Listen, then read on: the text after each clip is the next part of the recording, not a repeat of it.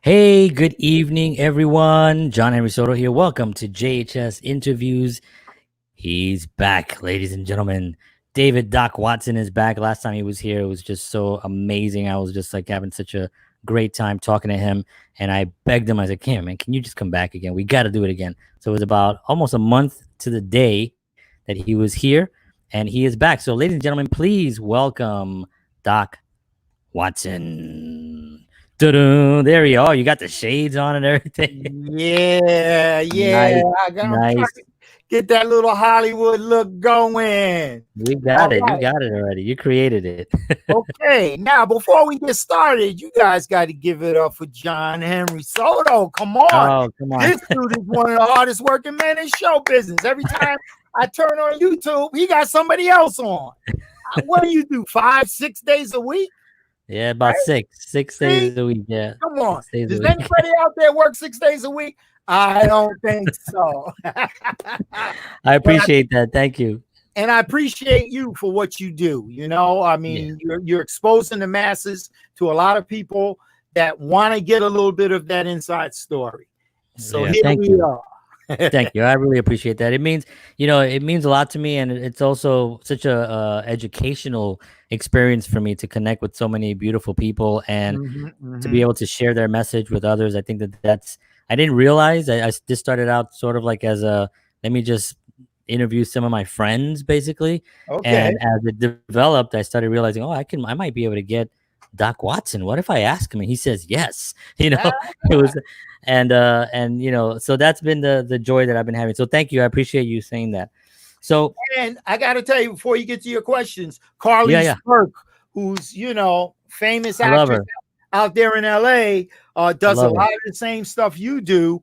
And she's been a dear friend of me. I hope you're out there, Carlise. We love you. She Yeah. had nothing but good things to say. She hit me up. She said, "You going on again?" I said, "It was so nice. I got to do it twice." Yes, yes. Awesome, awesome. Yeah, she's fantastic, and I follow her on Instagram with her hooping. She's All really right, getting good, right. actually. I She's getting know. really good. Yep, yep. So yeah, she's awesome. So Carlise, if you're out there, yo, you definitely have to come back as well because I definitely would love that. So I wanted to ask you first of all, how are you doing? Okay. I'm healthy. Everybody home is healthy. We're being safe, not going to the beach, staying away from crowds and the whole hype about let's open up everything. We're fine with staying home. This Mhm. past Saturday, because I just finished a home improvement project in my living room where I replaced and painted, did the floors, replaced all new furniture except for the television, reframed artwork, move artwork around. And we finished that one particular room on Saturday. So my wife and I went to Cafe Bello for the first time and we sat outside. Yeah, I saw photos of you guys out there. That was Yeah, fantastic. How yeah, it did was that great. feel? It felt well, their spread outside was so nice where the tables were distance more than 6 feet apart, and they had these two beautiful plants with this wood coming out where they had a shade that came down that blocked the sun. Oh, Uh, nice. yeah, they're doing it right. They were, and by the way, Bayonne folks, make reservations because I got lucky and kind of came in between the two dinner times. And Mm, because I'm a regular there, they helped me out. But while we were there, I saw people getting turned away. wow. So for most of the restaurants in town, you guys got to call for reservations. So it Yeah, felt yeah. good, being out.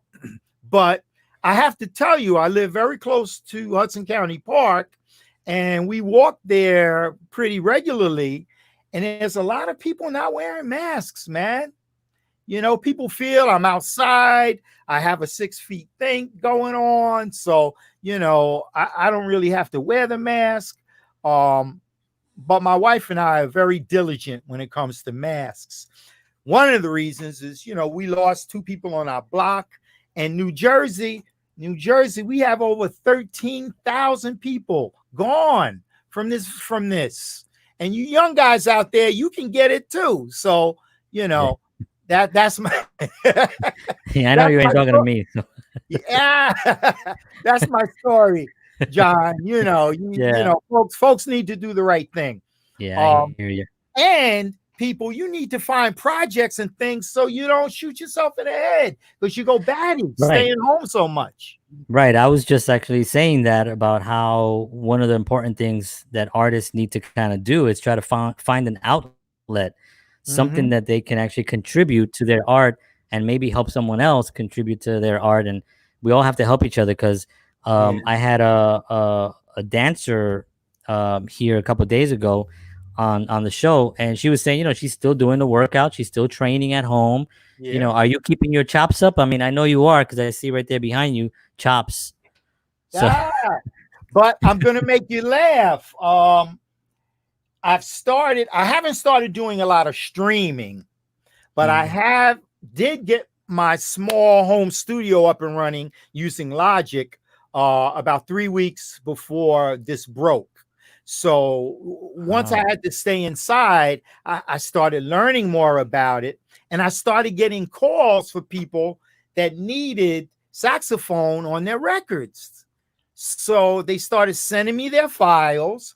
I'd lay a little saxophone or another sax. I mean, this whole room is filled with saxophones and flutes. I do tracks for them and send it back. And not for nothing, a buddy of mine, Cameron Johnson, who's out in LA, he works at Robin Thicke. He's been doing this for years, where he records his trumpet parts. He sends the files to the sax player. Guy lays it at his studio, sends the file to the trombone player. They send it back to Cameron. He mixes it. He drops it in Robin's songs, sends it to him. And Robin says, well, I like this part, but I don't like that part. Okay. Just like with Word, cut and paste. yeah, he just cutting me. Yeah, they cut and Wow. get rid of it. And they've been doing this. Yeah. So, like you said, this is not new. And Right. what I'm doing isn't new either. But I was working so much with live performances and studio sessions with the entire horn section in studios. I didn't see the need to do it. Right. But I'm Right. so glad I got started doing it. And I have to tell you, I've done about 4 or 5 sessions. I have a really big one coming up at the end of August. And I'm starting to see, because of this pandemic, more people, singers and songwriters, they're home as well, homing their craft. Yeah. So, I know you build me as a musician composer. Composing is something that I just kind of got into, but we can talk about that later. Yeah. So I wanted to talk to you a little bit about arranging because I know that's like you've arranged a lot of different do you remember what was one of your Pride arrangements where you were just like, the early on too, like not recent ones, but early on. Do you remember that? Well, one of my biggest co-arrangements was If I Ain't Got You with Alicia Keys. Okay. I'm playing that baritone sax. You can hear that Barry in there. And Alicia at the time was pretty new about horn arranging, but the girl is so talented. Yeah. She would just kind of start trying different things. And she was humble enough to let us give her a little input and say, well, you might want to do a little bit of this. Then what I loved most about her was we like to play a lot. So we give her moving lines and she would say, oh man, I love it, but it's just too much for this song. Right. She would let us down nicely. Now, Ray Chew, on the other hand, when we were doing live stuff for him in LA and in New York, shout out to Ray Chew and his wife, Vivian. They've been a big help to Chops for the past 15 years. But we'd play some stuff and Ray would say, you know what? He said, keep that for your record. He said, that's too much for mine. You put that on your record. And everybody in the band would laugh, you know? And that was his going joke with the horn guys, you know. Yeah, Oh, yeah. you put that for my record. So I'm working on my record now. I'm Yeah, doing a yeah. blue CD. I call Ray up. I said, Ray, the CD is going to be called Tip Your Hat, which in musical terms, it means giving tribute to people that you've worked with. Right. And, you know, with all the streaming and with all, you know, folks also want to know a history about you and the songs that you're doing. So I felt that Tip My Hat gave a good shout out to the people I worked for. So that means I got to do something that Sting or the Police did. I've got a semi rap kind of a funk song that I'm tipping my hat to Sugar Hill and the Funkadelics all in one song. So I called Ray and I said, Ray, you know, you've been instrumental with Chops for 15 years and you told us so long about using these licks on our record. I'm finally doing a record and I want you to collab with me. He had the best laugh. But if he comes back and says, hey, I got a rhythm thing, or I got some organ stuff, whatever he wants, I'm going to do it. You know, I'm going to work with Ray. But if he doesn't, because of his busy schedule, I feel that I tip my hat to him by giving him the opportunity to be on this record. Yeah. Yeah. It's interesting what you said about people want to know about the song. They want to know a little bit of the insights. Now, that wasn't always the case. You know, so, you know, let's go back a little bit because it seems like social media and this whole connection made artists kind of more accessible. You know, in the old days, I mean, if you want to go back to like the golden era of golden age of films in the 40s and stuff, those guys, you couldn't see a movie star unless you went to the Oscar red carpet and stood there to see, you know, Richard Burton or Elizabeth Taylor or one of these huge stars. And today you just go onto your Instagram and you can see what your favorite star had for breakfast, you know. You know, it's a completely different viewpoint. You being surrounded by so many of these elite, did you get the idea that was happening? Do you think that they were happy about that? Because I know some celebrities feel, I think it was Dr. Dre, I think, that said that he doesn't like social media because it devalues the importance of the artist. You know, and people can, it's just too accessible and not as special as it was. Well, what do you think? What are your thoughts on that? I'm going to give you an answer from what I've seen with working with superstars and their reaction, to this whole let's keep them in the box, keep them away from people. It changes you. It makes me think of O.J. Simpson. When you're surrounded by people that everybody's in your ear telling you you're the greatest and you can do anything. Yeah. You know the old saying, don't believe the hype.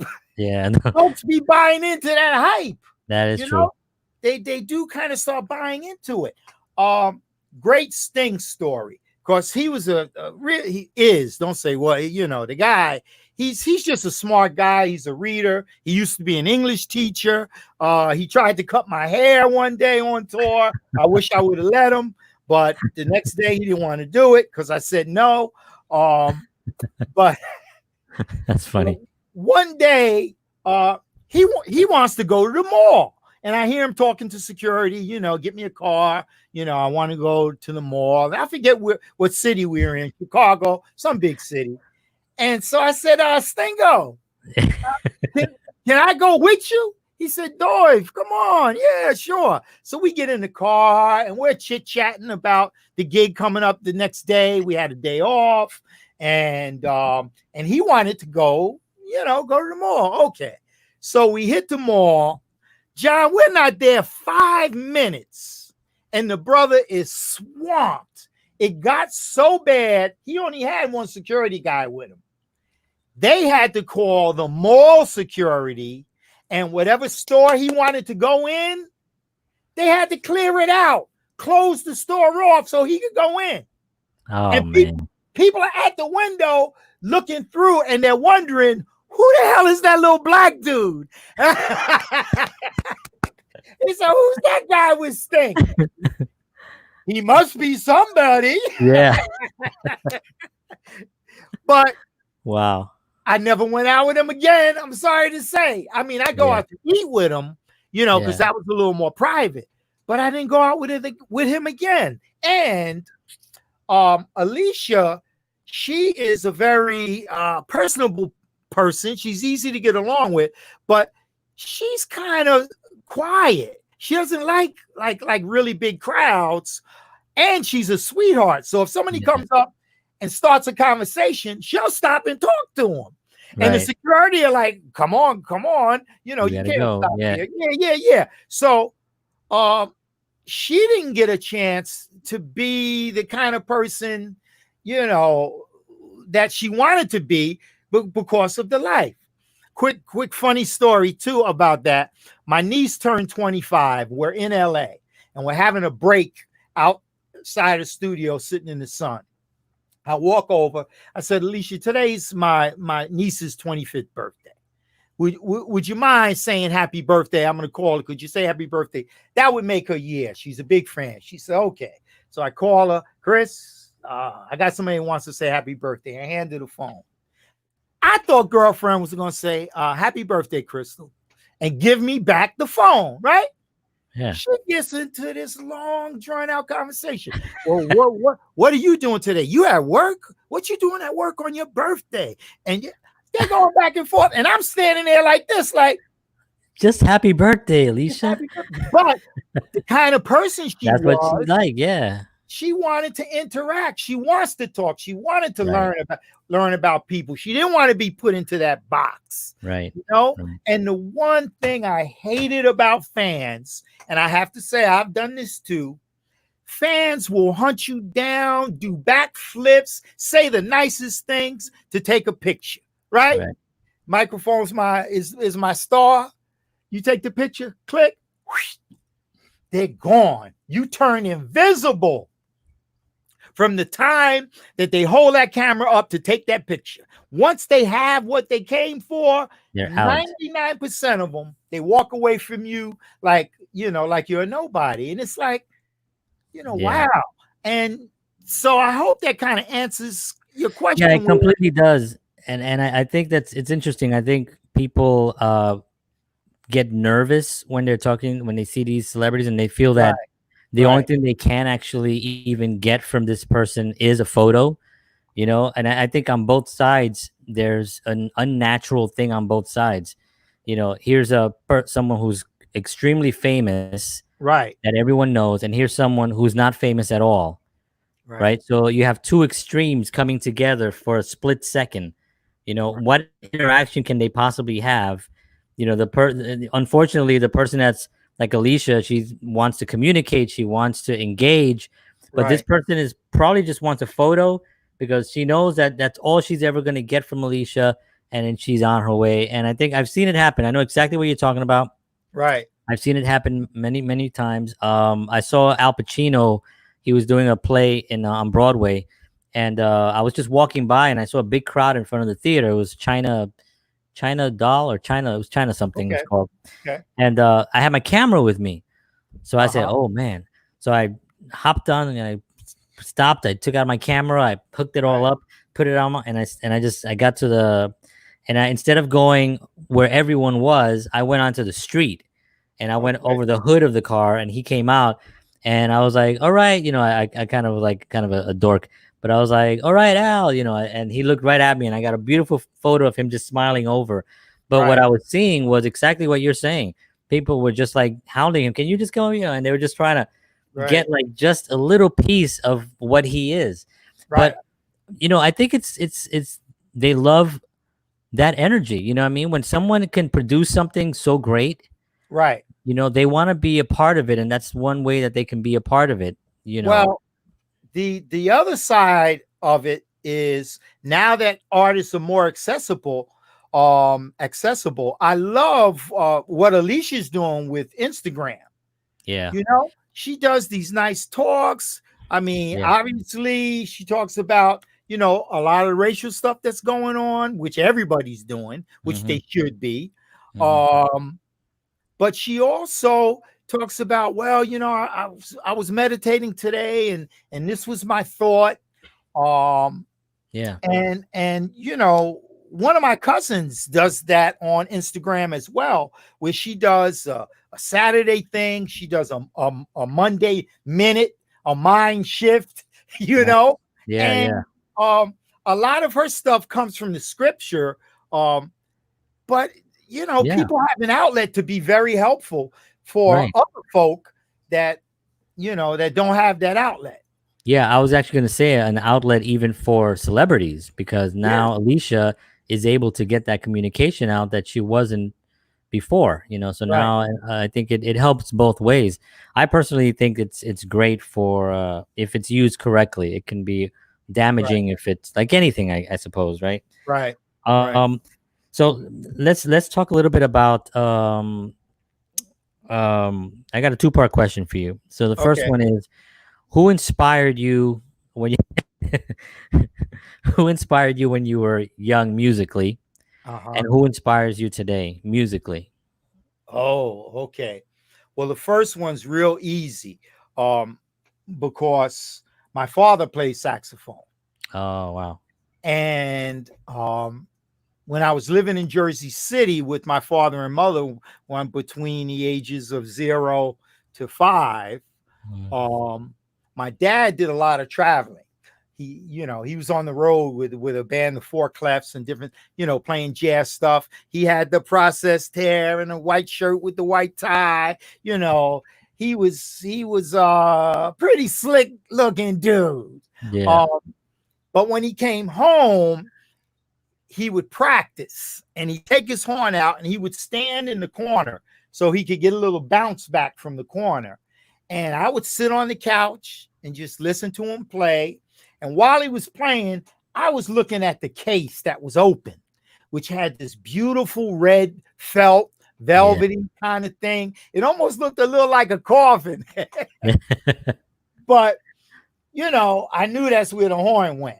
So when he was done practicing, he put the horn down and he let me with my finger just push on the keys. He wouldn't let me hold it, wouldn't let me play it, but he let me push my fingers on the keys. Mm. And I was sold. Yeah. You know, I was really sold from a young age. Um, and then you ask me today. Wow. Well, there's so many good musicians out there. You know, um, one of the guys that works in chops is Freddie Hendrix, trumpet player, Mm. and he's world renowned in the jazz field. And as you know, we're funk pop guys, but Right. Freddie can also play funk and pop. Mm. And to see him navigate through all of these different guys working with Bruce Williams, another killing alto player, local guy. You know, there's the list goes on and on. But Freddie says I remind him a little of his dad, and he always says I'm a brother from another mother, and I say Mm. the same. Um, but he inspires me, you know, Yeah. because jazz is something that I've dabbled at, Mm. and I'm still, you know, kind of get my jazz chops together. And I know there's hope for me because there was hope for Maceo Parker. And I don't know if I told this story on the last time. No, I don't remember if you did. Working with Ray Chew, we were doing a show in New York with different artists. I met Kathy Sledge for the first time. Mm. Kathy, I love you. Her husband plays drums. I did a bunch of nice gigs with them. But Ray was the MD, and we had all these different acts. And the Funkadelics were on the show, and they were using Fred Wesley, the trombone, and you know, Maceo. And these two guys, we are disciples from them. I learned myself and Darryl Dixon, my partner in crime. These were the guys that we admired coming up. The jazz guys were nice, but these were the guys we copied and tried to sound like. All right. So we're at this gig, and I'm hearing this alto player and warming up in the dressing room, and he's playing some Charlie Parker. But he's all over the jazz, hitting it hard. I'm saying, Dad, who is that? So me being the kind of guy I am, I walked in, I opened the door, I had to find out. So I looked in, and it was Maceo. Wow. And I'm like, dude, I never heard him play jazz. He was a funk guy. But, you know, as he matured and moved on in life, you know, he did develop some serious jazz chops. And a lot of people, this goes with Ray Chu too, doing shows in Washington with Stevie Wonder. As soon as Stevie sat down, he would play giant steps from John Coltrane. Wow. Bing, bong, bing, bong, bong. Yeah. That's one of the most difficult songs. Yeah. You know, then he'd play chords with his left hand and go and start soloing with his right. And then we would be like this. Okay, let him get his. And then when he calmed down, okay, what song are we working on, Stevie? But he always did that. And I was in his presence, you know, 6 or 7 times where he would do giant steps. So what I'm saying all that to say is I have a love for jazz in my heart, which at some point I hope to get there. But these young guys that can play jazz, funk, R&B, you know, that are well-rounded, they're the people that inspire me today. Mm. I heard once Santana, he was talking, and I know you had a Santana story you told last time, which was awesome. Yeah. But he was talking about how he learned to play the guitar by listening to trumpet players, Miles, and listening to Charlie Parker and these guys. And he kind of like took the notations, you know, basically, because he doesn't read music. So he kind of took those.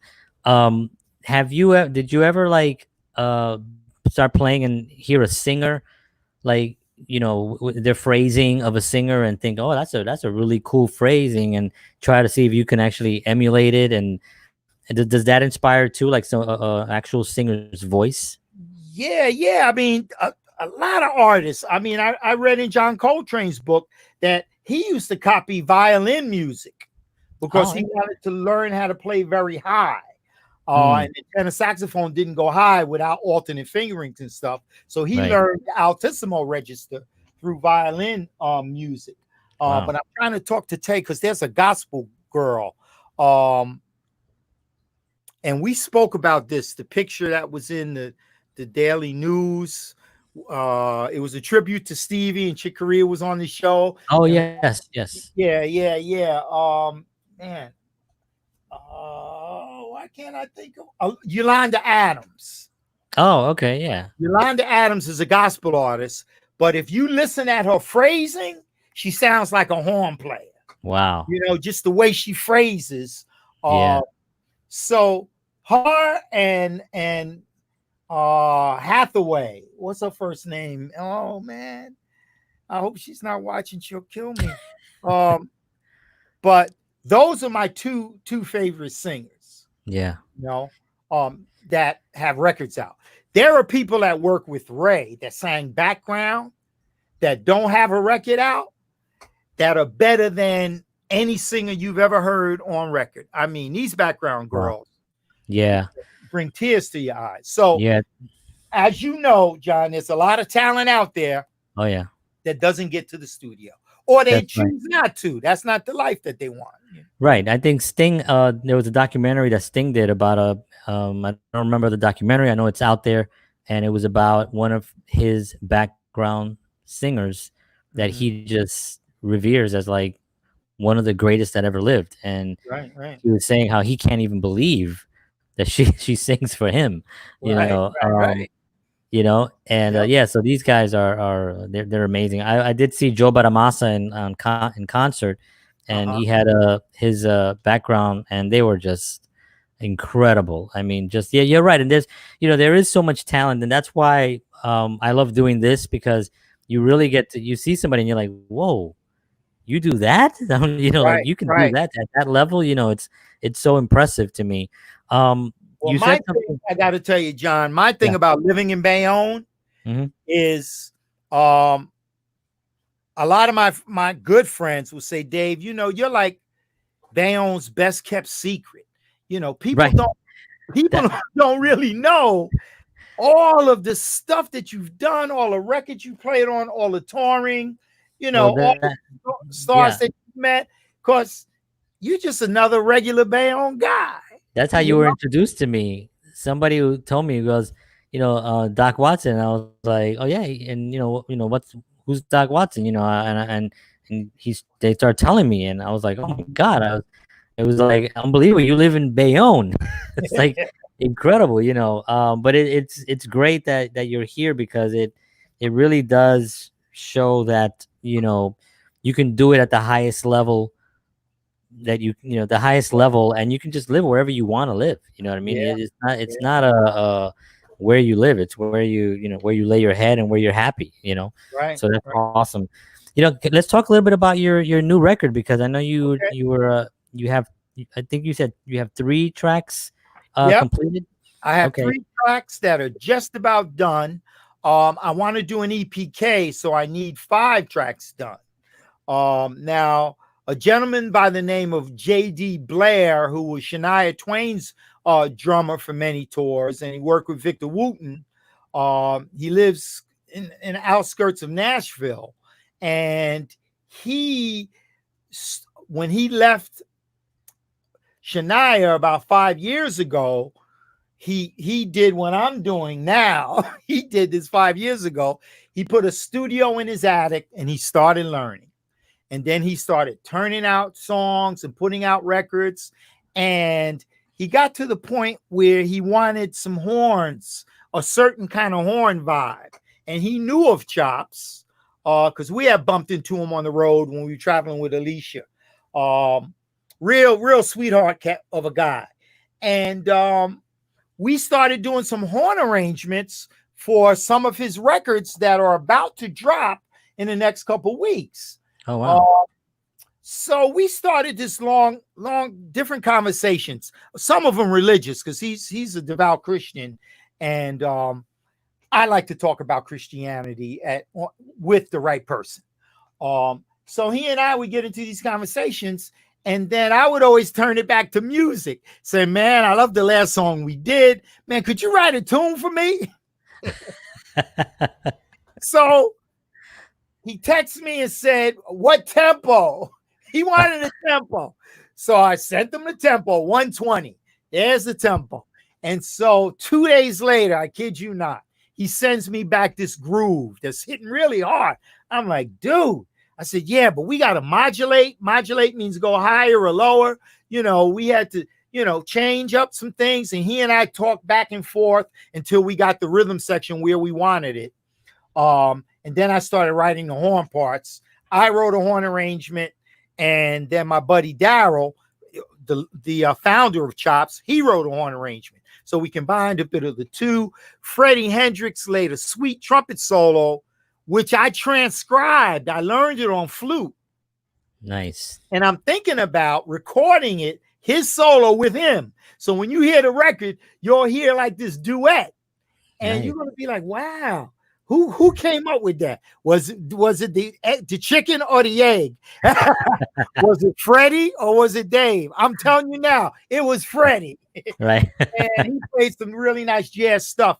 And in the business, if you copy someone, that's the biggest compliment you could give them, Right. by copying them. So that's how that song went. And I'm still waiting. That's got the funk. I still want to put a hook, a vocal hook or a rap hook on it, on that song. Okay. Song number 2, which is called He Saved Me. Tim Scheider wrote it for an artist, Charmaine. And she's excellent gospel singer. Chopped Horns, we got our start in gospel at Savoy Records with Right. Milton Bingham and James Perry, who's killer keyboardist, still out there. Oh yeah, I talked about that last time, right? Mm-hmm. So I'm tipping my hat to our gospel roots by doing this song, He Saved Me, that Tim and Charmaine wrote. So I took out her vocal and I played the melody on flute. And then I sent the track to one of my dear friends, Pablo Batista. Now, he was Alicia Keys' percussionist, and that's how we met. We did 3 major tours together. And that brother is from the Philly area. And he toured with Grover Washington for either 13 years or 17 years. I'm sorry, Pops. Mine ain't what it used to be. But he toured with him a long time. Yeah. And he worked with some of the gospel people out of the Philly area. And what's my other girl? Patti LaBelle. He's toured with Patti as well. Oh, okay. So he's got a studio like mine. And I'm in the studio with Chops doing a session for Will Downing. And I don't know if you know Will, but Will is just a black balladeer, R&B, smooth as silk singer, a lot like he reminds me of a lot of guys, but he's just a real talented guy. So we're in there doing horns for him, and he says something in his lyrics where he says Christmas. And as soon as he said the word Christmas, I heard sleigh bells, a little, just in that one little spot. So I started laughing. I said, man, the percussionist must have heard you say Christmas, and he shook the sleigh bell. He said, that's Pablo Batista from Philly. I was like, what? Pablo? That's my boy. We toured together. So Pablo has a small setup like me, and he does the same thing. People call him, and he'll lay a full percussion track with 4 or 5 different tracks for you, and send you the stuff. So he did that for the gospel song for me. And I told him when he got to the end of the song, which is usually called a vamp, I said, Pop, open up a little bit. You don't have to stay with the track, do what you do. So Pop is like this scholarly percussionist. He always likes explaining to you the names of the beats. This came from Cuba and it's derived from da-da-da-da-da. And it's like, Pop, just play the drum, brother. He gives you a history lesson every time you talk to him, which is fun. So he breaks into this groove with all these other drums that takes the song totally somewhere else. So you're hearing this first. So what I'm going to do is I'm going to fade out my track. You got 2 for the price of 1. Dude, I'm going to fade out my music, and then you're going to hear all percussion. Right? He's going to have his whole percussion. Then I'm going to lay some flute stuff, and I'm going to start with the alto flute. Now, this alto flute is known for playing low notes. I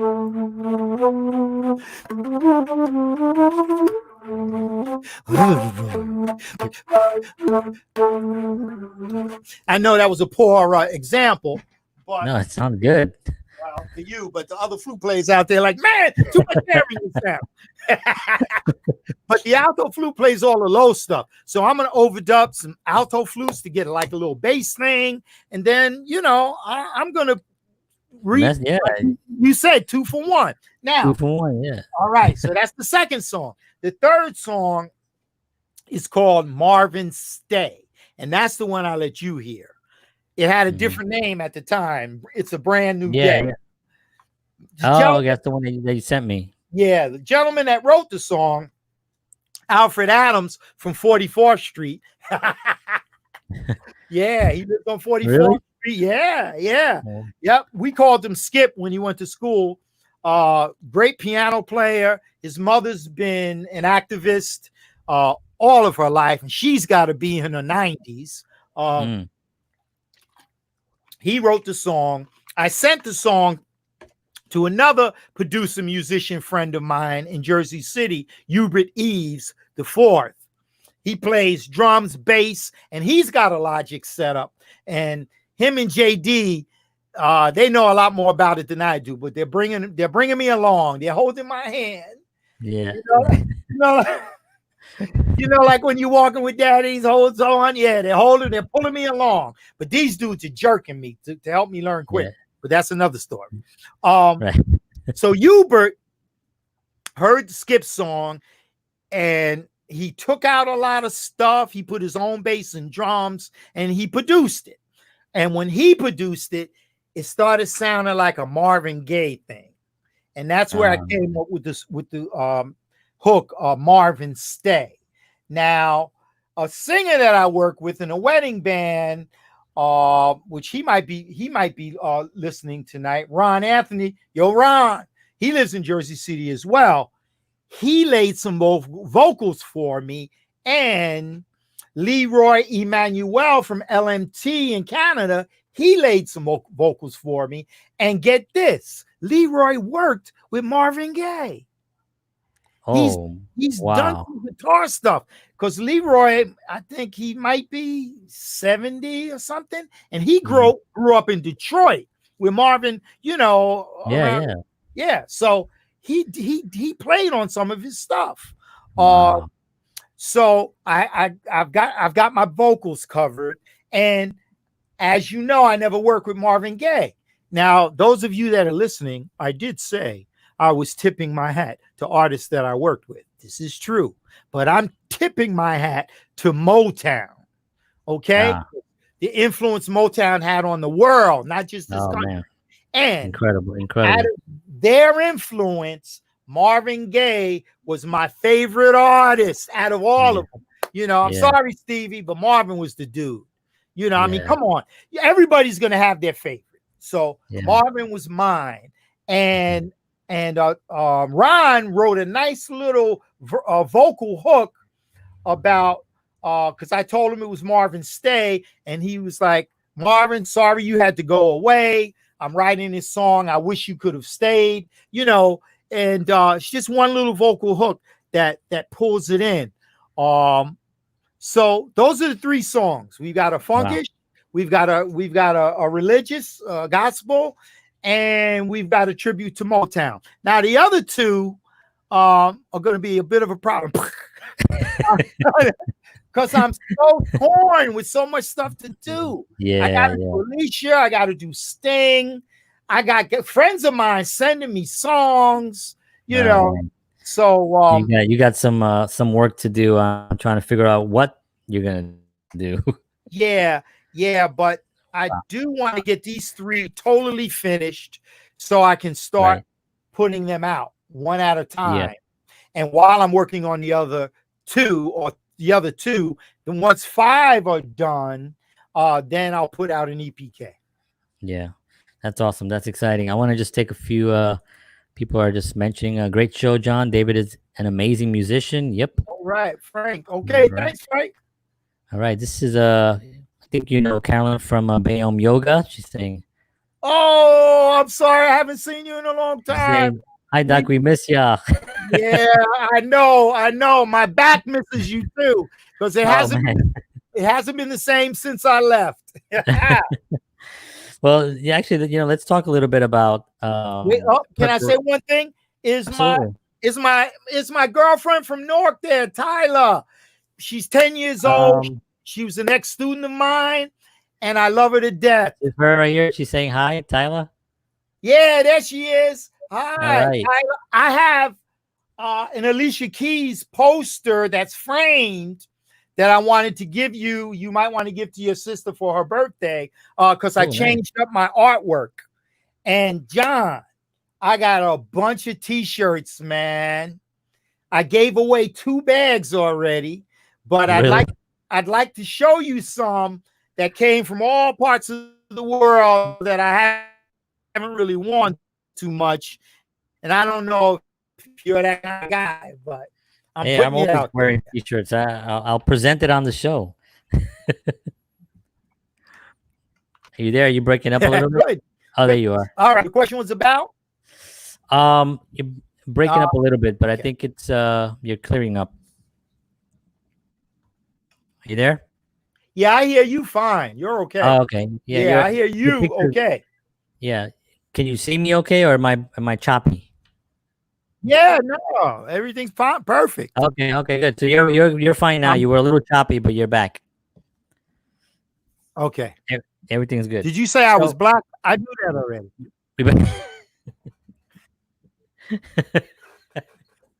Don't mind me. choppy. You were a little choppy. Okay. So let's talk a little bit about health and fitness in the music industry, because I think that was something that now that Carolyn was here, so many, so much of music is really how you are mentally and physically, and able to use all your all your senses in order to really produce the highest quality art. Right. Um, what is it that you do, like while on tour? On tour has got to be crazy. I mean, you probably have people feeding you and giving you, but there's a lot of work. You got the rehearsals, then you got the travel, then you Right. land, then then you got the sound check, then you got the show, then you got the hotel, then you got, you know what I mean? It's just a Right. constant. What did you do during those long tours to stay healthy and to try to keep the energy up? Well, I was fortunate enough to most of the major tours that I did were at a high level. So we stayed in five-star hotels, and Ah, every one of them had a gym and a sauna, and a spa. yeah, I love that stuff, man. I'm a metro dude. I get my yeah, nails done. Yeah, that's right. You know, but that one of the things I would do is try not to stay up very, very late, mm, and to try to do gym before breakfast, to try to do maybe 30 minutes. And my buddy Darryl, when we were out with the police, he was a big walker. So he would walk a lot. I would hit the gym. Um, but it gets difficult depending on who you're working with. Like Alicia didn't like flying. So when we were in the US, she did tour busing everywhere.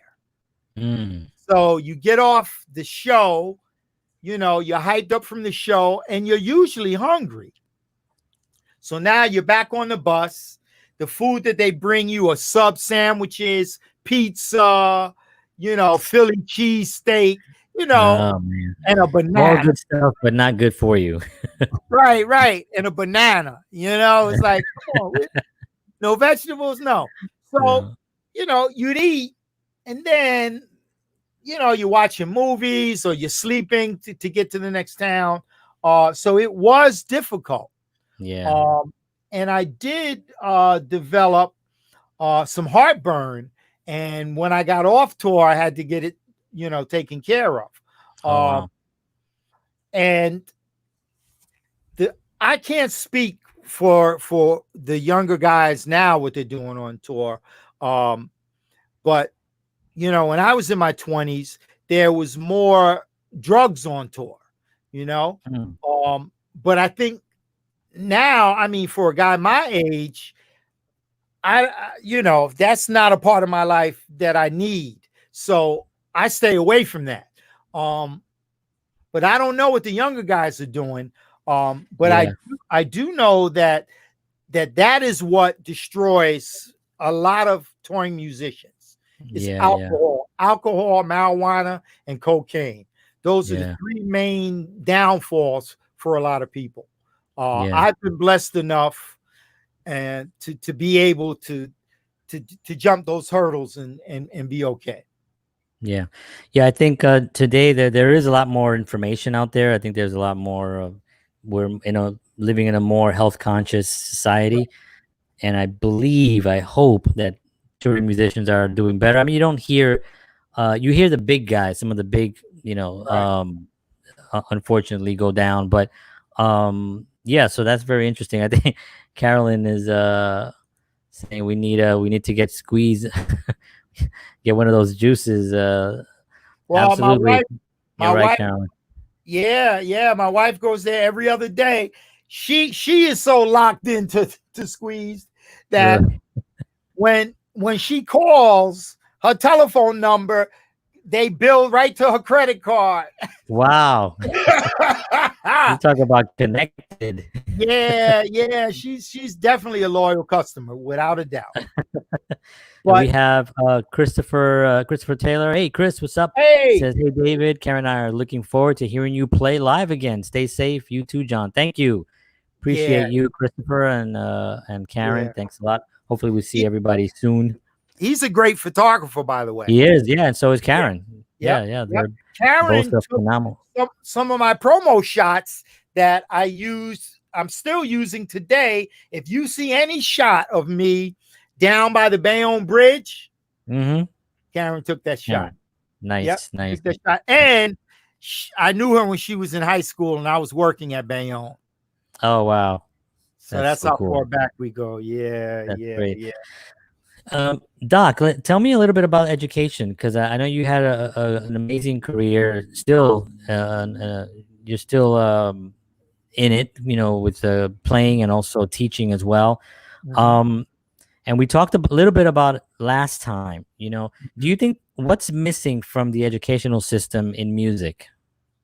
Oh, that's um, you know, the answers that I would give you now might not really hold any water because of this whole COVID thing. I mean, Yeah, I mean, what, well, what's let's. going to Yeah. happen to instrumental music where you have to put your mouth on instruments and you can't wear masks to play horns? How's that going to work? Yeah. Instrumental music teachers are going to be tough. Um, where I think things fall short in the music is that um, there there's reading, writing, and arithmetic vibe, Mm-hmm. and your principals are so hooked on that they don't realize how important music is in the development of a child. Yep. Because music works on both sides of the brain. It helps with coordination. Good students that read music well, like Tyler, her math scores are higher than the girl sitting next to her that doesn't play music Mm-hmm. because she reads and plays piano. She has to read two clefs, a bass clef and a treble clef. She played xylophones and stuff for me, but that developed her math skills because reading music is, it's all math, really. So I think teachers look at as music teachers as these are the people that give me my prep.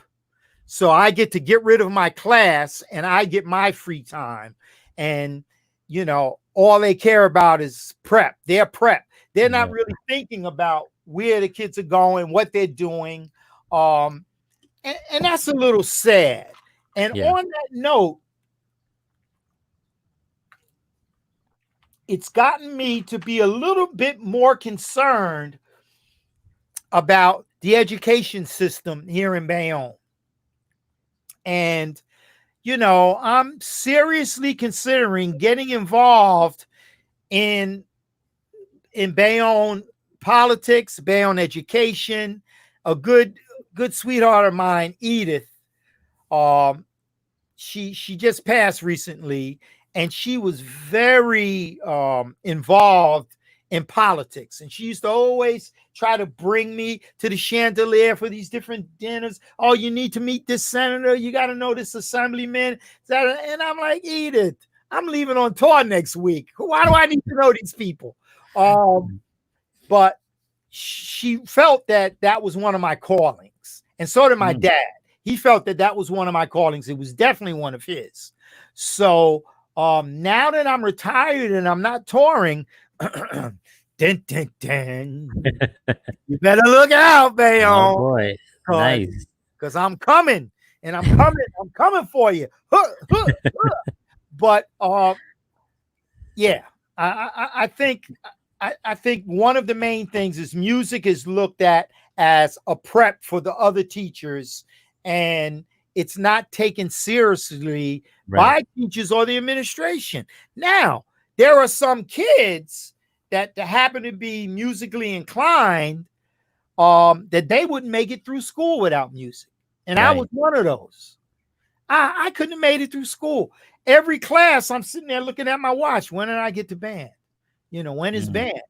And if I had band in the beginning of the day, the rest of my day was somewhat of a wash because I right. was like, oh man, band's over, you Right. know. And unfortunately, when I went to school, I don't want to get too deep, but the history books were all wrong. So, I'm going Yeah. to history class, There's, and that's all a I'm whole learning. other. It's a That's whole a whole other other show story. there. I know. All I'm learning about is Carver with the peanut. I'm like, well, wait a minute. There were no other black people but Carver. So, it was a trouble time. But Yeah. Yeah. young kids today are getting a better view on education, and music ties us together. I don't care where you go. If when I'm in Jamaica, the museum, if I have my horn, I go up on stage. These dudes want me to play. They don't want Yeah. me. They don't want to play reggae. They want to play jazz because Right. they want to show off their chops. If I'm in Germany and I walk in somewhere and there's a band up there, don't speak a lick of English, and they see the horn, they beckon me up. Yeah. So music ties It's, nationalities together, and that's my kumbaya moment. yeah. It's it's definitely a world language where Yes, every person understands music, no matter yeah, where they're from. You know. for sure. Um. And Karen says, "Can't wait to do another photo shoot with you." So there she It's is. coming. I gotta lose this pandemic stomach, Cal. Yeah. And when I lose the pandemic stomach, we going back. Yeah. Oh, speaking of that, uh, I have a model for my record, and it's a gorgeous girl. She's 19 to 20 years old. I taught her father's best friend in Harrison, and I bumped into her father at a wedding. He takes a picture of the two of us. His friends text me, "Oh, you saw my best friend." I said, "I'm at a wedding with him." So I meet the father. He starts telling me about his daughter, that she sings. I saw a picture of her, and she's drop dead gorgeous. She'll stop a clock. She'll stop your heartbeat. And I want to get her in a fedora with a nice outfit and have her on my album cover, tipping the hat. So Nice. Carolyn, it's not going to be me on the cover, baby. I'm going back to the 70s. Remember they used to do that where they'd have pretty Yeah. girls on the cover? Oh yeah. Yeah. Yeah. Yeah, Yeah. Well, I'm I'm sure Karen, knowing Karen, she'll get you in a shot. She'll so just come prepared to be photographed. yes, for sure. Yeah.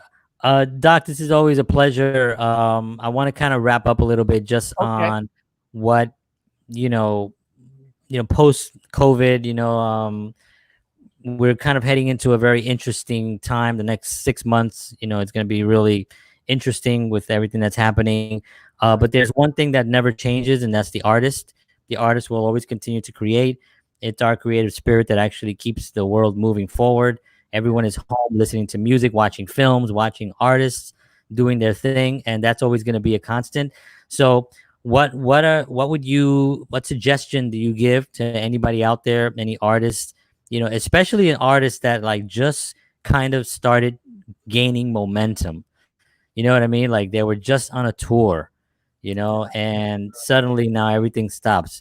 Filmmakers that were just getting their big breaks. I have a friend that actually got cast in a very, very huge film in LA, and Mhm. literally she went to two rehearsals and production was shut down. So now she's just now, basically just on hold on everything. And so it's happening. What advice or words of more kumbaya moments? Okay. I think about this often, um, because sometimes the universe wants you to be still because we are so geared up. New York, LA, getting up, going to work, doing this, doing that. For some reason, because, I don't want to get spiritual on you guys, but the universe wants us to slow down and we need to listen. So if you were just on tour and you're not on tour now, sit back and absorb what's going on, because you are our voice.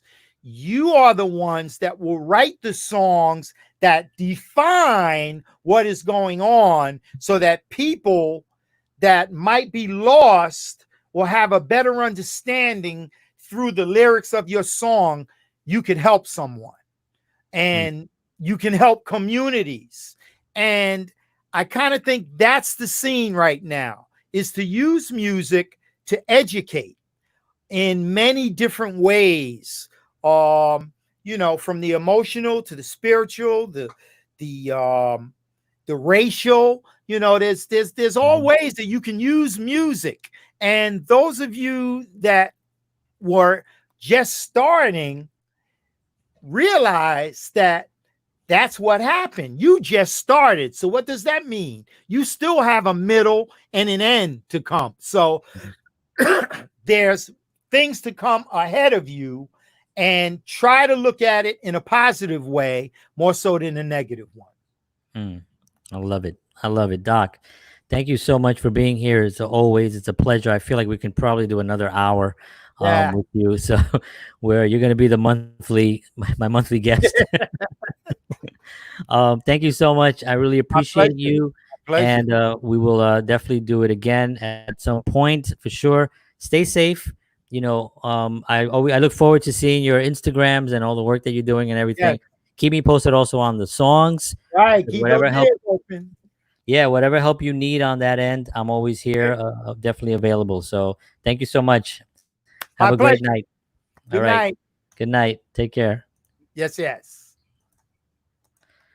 All right. That was awesome. And, it does feel like you can actually just go on, because he's just such a positive guy and has so much information, and has real information, like real advice and real life experience, and those kind of things you just can't really get many places. And so I really appreciate for Doc to be here.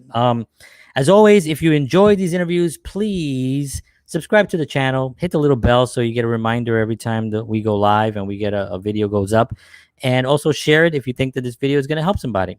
So as always, thank you very much for watching. I appreciate you. I'll see you all tomorrow night from Music Makers at 9:30 live with Break Time. So thank you all. And as always, peace.